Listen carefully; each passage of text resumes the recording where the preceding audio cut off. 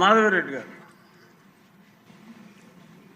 క్లుప్తంగా ఒక్క నిమిషంలో పూర్తి చేస్తాను అధ్యక్ష.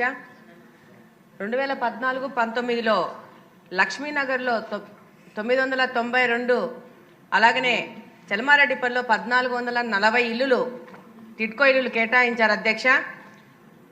19వ సంవత్సరంలోనే మంత్రి గారు వచ్చి లబ్ధిదారులకి డ్రా ద్వారా ఇల్లులు కూడా అలాట్ చేయడం కూడా జరిగింది అధ్యక్ష.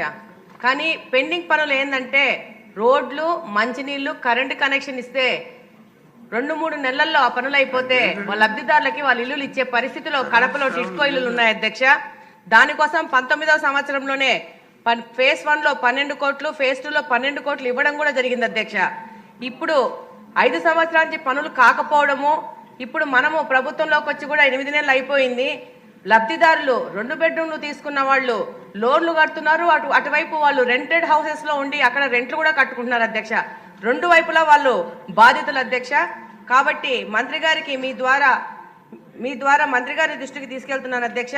మంత్రి గారు అనుకుంటే 4-5 నెలల్లో ఈ వర్కులు ఫినిష్ చేసి లబ్ధిదారులకు ఇల్లులు ఇచ్చి తెలుగుదేశం ప్రభుత్వం యొక్క కమిట్మెంట్ ప్రూవ్ చేసుకున్నట్టుంటారు అధ్యక్ష.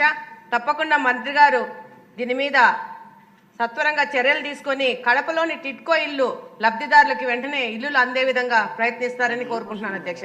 థ్యాంక్ యూ అధ్యక్ష.